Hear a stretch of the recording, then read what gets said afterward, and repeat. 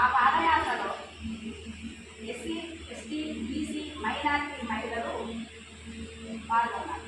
అంటే రోజువారీ కూలీ చేసుకునేటువంటి మహిళలు కాదు, చదువుకునేటువంటి మహిళలు కాదు.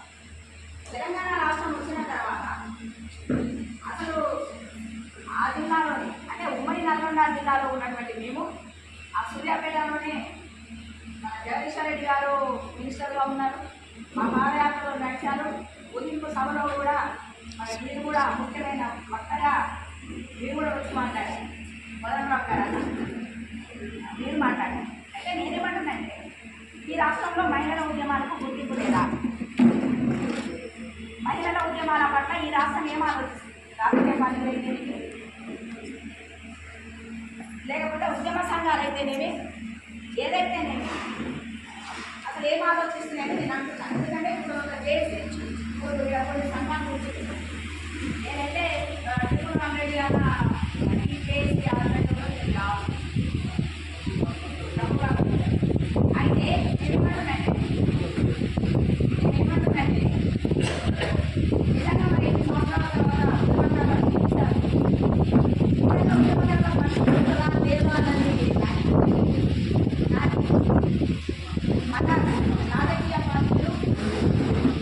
మన రాజకీయ పార్టీలు పార్టీలతో అఖిలపక్ష సమావేశాన్ని ఏర్పాటు చేశారు. నేను ఒకటే అడుగుతున్నాను, ఎందుకంటే అన్న ఉన్నది కాబట్టి. తెలంగాణ ఉద్యమం మొదలైనప్పుడు సిపిఎం పార్టీ అసలు తెలంగాణ వద్దు అని చెప్పేసి వ్యతిరేకంగా చేసినటువంటి పరిస్థితులని, మా ఉద్యమాలని అడ్డుకుంటున్న అనుకూల పరిస్థితులని, మా మీద దాడులు చేసినటువంటి పరిస్థితులని, మమ్మల్ని అనేక రకాలుగా ఇబ్బందులు పెట్టినటువంటి పరిస్థితులను సిపిఎం పార్టీలు కూడా మీరు నిన్న సమావేశాలు చేశారు. అదేవిధంగా తెలుగుదేశం పార్టీ, అన్ని కాంగ్రెస్ పార్టీ, ఇతర పార్టీలు తెలంగాణ వద్దే వద్దన్నటువంటి పార్టీలు నిన్న ఈ ప్రభుత్వము అఖిలపక్ష సమావేశాన్ని ఏర్పాటు చేసింది. నేను అడుగుతా ఉన్నాను, ఉద్యమాలు చేసినది ఉద్యమకారులు వేరు, రాజకీయ పార్టీలు వేరు. ఎప్పుడైతే 2007లో తెలంగాణ ఆడపిల్లల పాదయాత్ర జరుగుతున్నప్పుడు ఏదైతే లెఫ్ట్ ఆర్గనైజేషన్లో ఉన్నటువంటి సిపిఐ కానీ, సిపిఎం కానీ, యూనియన్ వర్కర్స్ కానీ, ఇతర రాజకీయ పార్టీలు అన్నీ కూడా అవి వ్యతిరేకిస్తాయి. దానితో పాటు కొన్ని పార్టీలు కూడా వ్యతిరేకిస్తాయి. నేను అన్న ఒకటే సూచన చేస్తా ఉన్నాను, మీరు మాట్లాడ ఉద్యమాలని ఉద్యమాలనే గుర్తించండి. ఉద్యమాలు రాజకీయ పార్టీల కనుసంధానంలో మాత్రం నడవలేదు. కులాలకు సంబంధించింది కాదు, ఇది ఒక మతాలకు సంబంధించింది కాదు. అవ్వన్న వర్గాల ప్రజలు ఈ రాష్ట్రం అస్తిత్వం కోసం, ఈ గడ్డ విముక్తి కోసం పోరాటం జరిగినటువంటి సందర్భంలో నిలవలసిన ఇలా ప్రభుత్వము మాలాంటి ఉద్యమకాలను నిలవాలి. మాలాంటి ఉద్యమకాలను నిలవకుండా ఏ ఉద్యమాన్ని చేస్తున్నారో వాళ్ళ మీద దాడులు చేసినటువంటి వాళ్ళ మీద ఇలా అఖిలపక్ష సమావేశాన్ని ఏర్పాటు చేశారు. అంటే ఇప్పుడు ఈ రాష్ట్రంలో ఉద్యమకాలను గౌరవిస్తూ ఉన్నారా?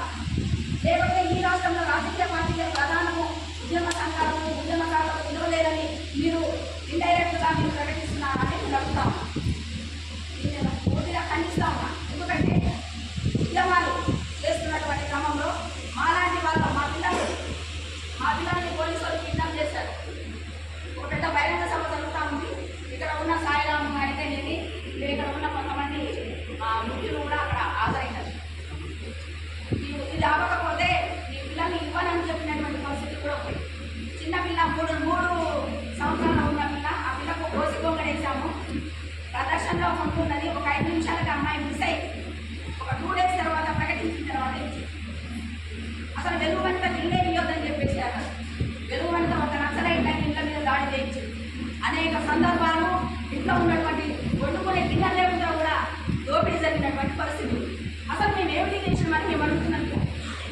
గత 12 సంవత్సరాలుగా ఉద్యమకారులకు ఒక విలువ కానీ, గౌరవం కానీ, వాళ్ళ స్థితిగతులు కానీ, వాళ్ళు ఉన్న పరిస్థితులు కానీ గమనించినటువంటి ఈ రాజకీయ పార్టీలు ఇలా ఏదైతే కమిటీ చేసిన తర్వాత మనలో ఎవరైతే దాడులు చేస్తారో వాళ్ళతో మాట్లాడి అసలు ఈ తెలంగాణ అస్తిత్వమే వద్దు లేకుండా చేయాలనుకున్న వాళ్ళతో మీరు మాట్లాడేది. ఇప్పుడు ఈ కమిటీ ఎంతవరకు పనిచేస్తుంది? మేము ఎవరికి చెప్పాలి? మేము సంవత్సరాల తరబడి కొన్ని వేల మందిని సమీకరించిన మీ రాష్ట్రంలో, కొన్ని వేల మీటింగులు పెట్టిన మీ రాష్ట్రంలో మేము ఎవరిని అడగాలి? ఇప్పుడు నేను చెప్తా ఉన్నాను, కోదండరామ్ అన్నగారు ఉన్నారు. నేను ఏమంటున్నానంటే మరణించిన కుటుంబాలు రోడ్ల మీద అడుగుతుంటున్నాయి. ఇవాళ దేవుడి గుళ్ళ కాడ ఆ అమరుల కుటుంబాల తల్లిదండ్రులు ఇవాళ భిక్షాటన చేస్తూ ఉంటారు. ఏడుకొచ్చింది తెలంగాణ నడుస్తున్నాను, ఎడిపోతుంది తెలంగాణ పరిస్థితి ఏంది? మనం ఏం చేయాలి? ఎట్లా ఈ రాష్ట్రంలో ఉన్నటువంటి ఉద్యమకాలను మనం కాపాడుకుంటాం అనేది మాకు కరెక్ట్ అయిన నిర్ణయం మీరు చెప్పగలం. ఎందుకంటే మిమ్మల్ని నిలదీసే హక్కు, అడిగే హక్కు అన్ని రకాలుగా మాకున్నాయని మేము భావిస్తాం. ఎందుకంటే తెలంగాణ ఐక్య కార్యాచరణ కమిటీ ఏర్పడిన తర్వాత తెలంగాణ రాజకీయ జేఏసీకి బాధ్యత వహించారు మీరు. కాబట్టి మీ అడుగుదాడలోని మీ రాష్ట్రంలో మొత్తంగా కూడా తెలంగాణ రాష్ట్ర సాధన కోసం ఉద్యమం జరిగింది. మరి ఈ 12 సంవత్సరాలు ఈ రాజకీయ పార్టీలు ఏం చేసినాయి? ఈ 12 సంవత్సరాలు తెలంగాణ రాష్ట్రం ఏం చేసింది? ఏదైతే నల్లకుంట చంద్రశేఖరరావు గారు తెలంగాణను వ్యతిరేకించినటువంటి వాళ్ళని క్యాబినెట్లో పెట్టారు. అంతా తెలుగుదేశం వాళ్ళని మంత్రులు ఇచ్చారు. అసలు పాట పాడటం తెలియని వాళ్ళని, పాట పాడని వాళ్ళని, ఉద్యోగానికి సంబంధం లేనటువంటి వాళ్ళని ఇలా సారథిలో ఉద్యోగాలు ఇప్పించింది. మరి 550 లాస్ట్ టార్గెట్ ఇంకా కళాశాలను తీసుకోమని కూడా చెప్పారు. నేనేమంటుందంటే అన్న, నేను ఒకటే అడుగుతున్నానని, ఈ కమిటీ ద్వారా మహిళల ఉద్యమాలను గుర్తించాలి. ఫస్ట్ మహిళల ఉద్యమాలను గుర్తించాలి.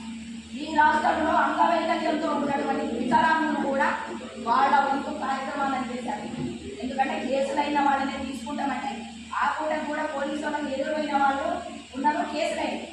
ఇప్పుడు మేమున్నాం, దీర్ఘకాలికంగా పనిచేసినప్పుడు మా కేసులన్నీ కూడా నక్సలైట్ పార్టీల కింద కేసులై, తెలంగాణ ఉద్యమ కేసులు కావు.